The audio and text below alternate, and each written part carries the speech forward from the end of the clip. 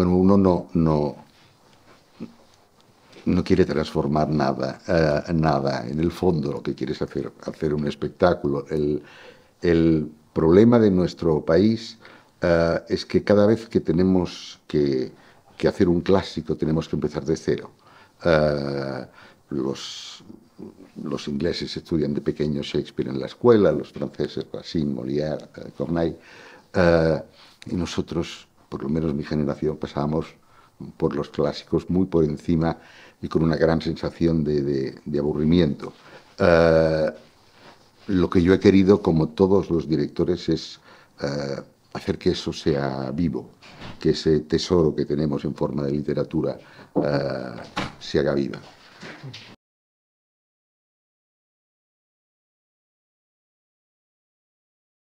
Si estuviera jubilado, le daría un sentido de nostalgia. Como aún no lo estoy, como a pesar de la pandemia sigo en activo, lo que me da son ganas de hacerlo mejor.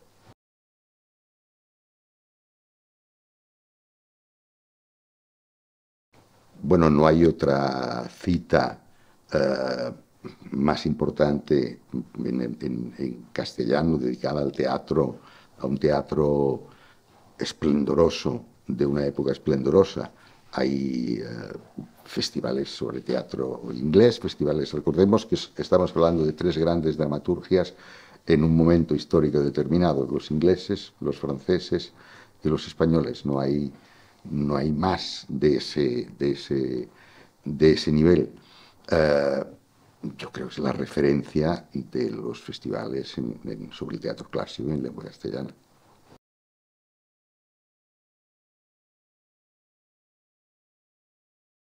Sí, mi primer clásico español lo dirigí en el año 1981 y fue La hija del aire de Calderón de la Barca, en el Centro Dramático Nacional. Y fuimos al Barro con ellas.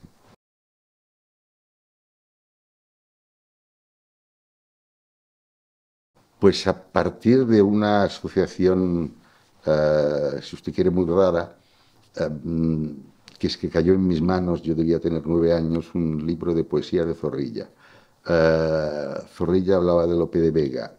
Empecé por Lope de Vega y luego cuando hizo filología en la universidad tuve un contacto muy directo, recuerdo un año entero dedicado a la Celestina, por ejemplo, un curso entero de literatura. Pero una cosa es ver recetas de cocina y la otra cocinar. Cocinar es distinto. La primera vez que de verdad me enfrenté a lo que es el teatro clásico fue en esa edición de La hija del aire.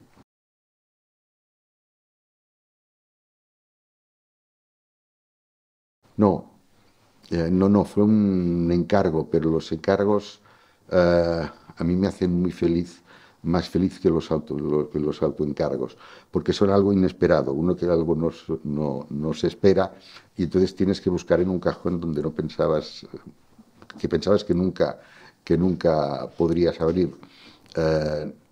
No, luego en la universidad ya lo había hecho, pero lo hice ya de una manera más personal. Lope, Calderón, Santa Teresa, San Juan de la Cruz, es decir, es un mundo inabarcable que te alimenta todos los días. Y luego volví a montar 2 veces El Caballero del Pedro.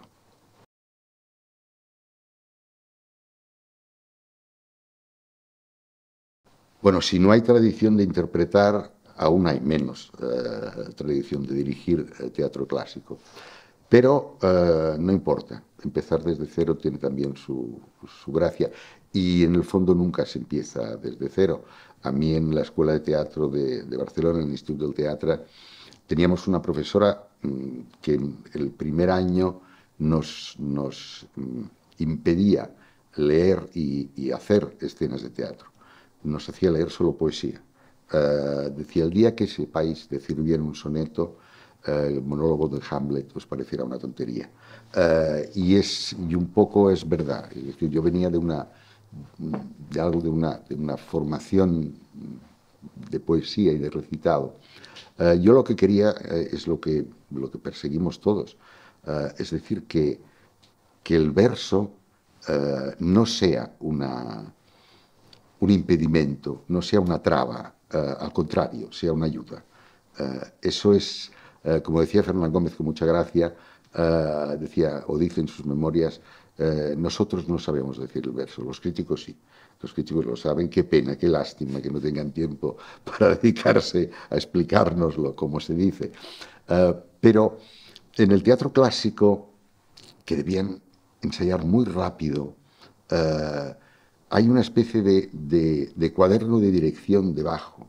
Hay unas indicaciones preciosas para el autor, para el actor, perdón, solamente con los encabalgamientos de los versos, con las distintas métricas, eso es la única literatura teatral que lo tiene, de las distintas métricas utilizadas en cada escena.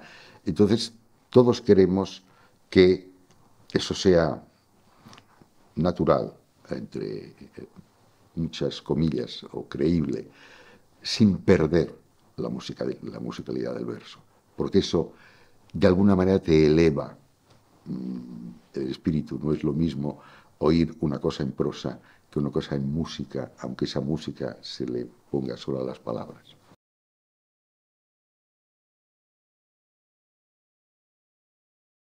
Como con todas, con un gran amor. Yo solo puedo contar las cosas que a mí me gustan mucho y que desearía compartir con otros. Y eso es lo que me ocurre cada vez, y lo mismo me ocurrió con las dos únicas obras de teatro clásico español que he montado.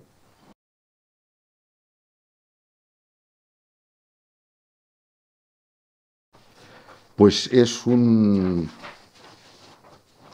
Vamos a hablar del texto. Es un texto que no tiene, que le pasa lo contrario de los yogures, que no tiene fecha de caducidad. Es un texto donde el espectador hace el trabajo de acercárselo y de compararlo con sus vivencias. Y sobre todo es un texto en que nadie, cuando acude a verlo, se tiene que disfrazar del siglo XVII para poder entenderlo. Pero un clásico para mí es lo que dice, por supuesto, Calvino, y es un texto que no tiene fecha de caducidad.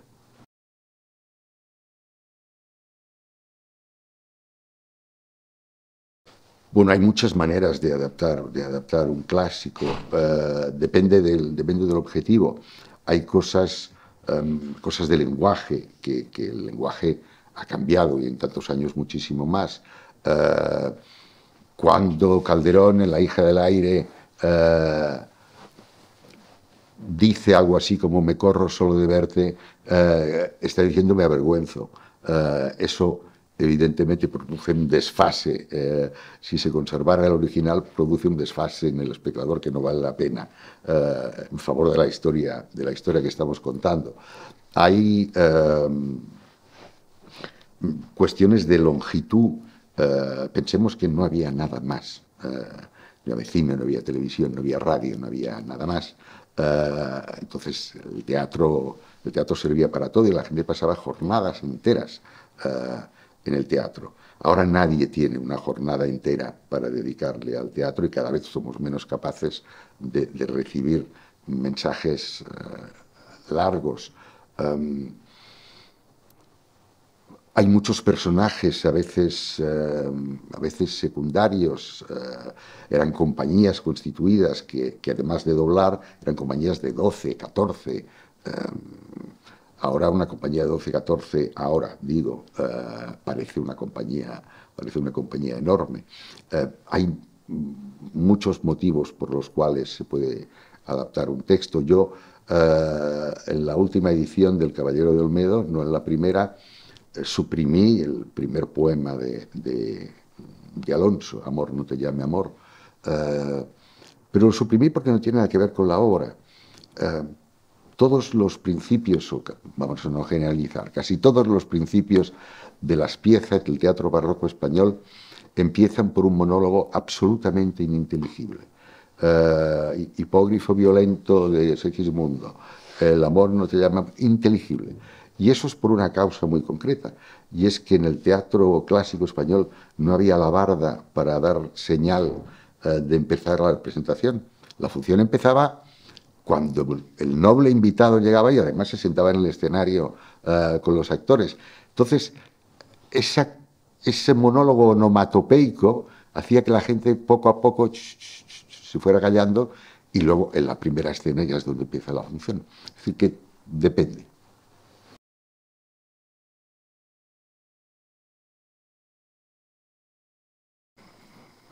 Muy fácilmente, ¿no? No pensando más de la cuenta de que esa es una obra del siglo XVII y nunca pensando que pertenece al pasado. No solo porque hay temas universales, sino porque la gente nos comportamos de una manera parecida, condicionados por lo que nos rodea, por supuesto, pero la medicina afirma que el corazón bate con las mismas pulsaciones ahora que hace 12.000 años.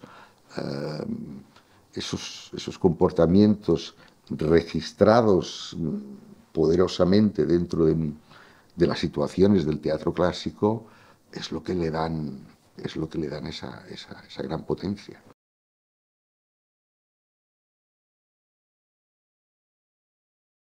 Si llegara el caso, yo creo que yo tengo muy pocas cosas en el cajón, tal vez porque no tengo, me cuesta mucho encontrar algo para contar y compartir, en el que yo no me haga trampas al solitario, es decir, en el que no me digan, sí, sí, me tiene que gustar, no. Pero hay un texto que tal vez no montaré nunca, pero que me parece una catedral, que es La vida es sueño, de Calderón de la Barca.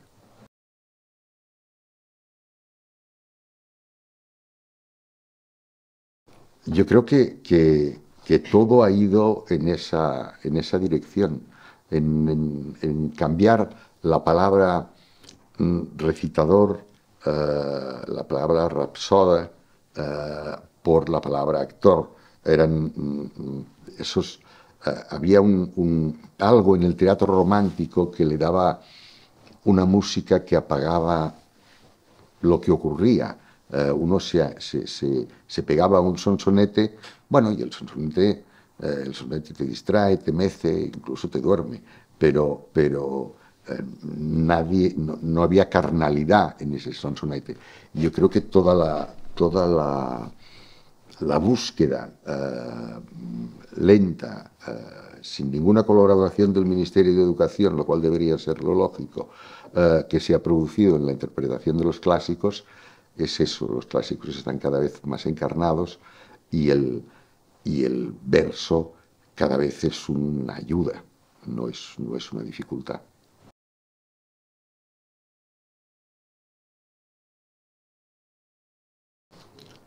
Bueno, monté El Caballero de Olmedo en el Festival de Aviñón, cuando dirigía el Teatro del Odeón de París. Allí José Luis Gómez también montó La vida es sueño. He hecho Lorca en muchos países, y Lorca es un clásico. Ya lo era casi en vida, lo es más ahora. Me ha acompañado siempre, aunque luego he picoteado en culturas muy distintas, he montado autores rusos, italianos, franceses, ingleses, americanos, pero siempre me ha acompañado eso.